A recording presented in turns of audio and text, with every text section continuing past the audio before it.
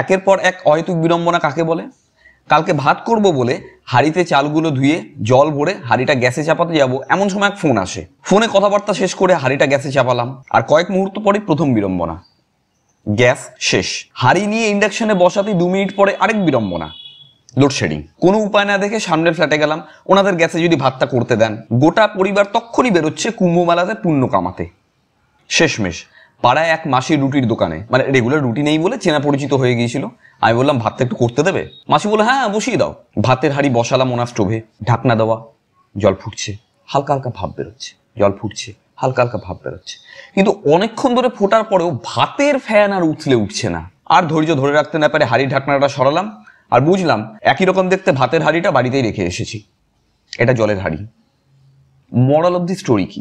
জল ফুটছে মানেই ভাত হচ্ছে, চোখ বন্ধ করে বিশ্বাস না করে হাঁড়ির ঢাকনাটা সরিয়ে আদৌ যেটা চাইছি সেটা আছে কিনা ভোট দেওয়ার আগে দেখে নেওয়া উচিত।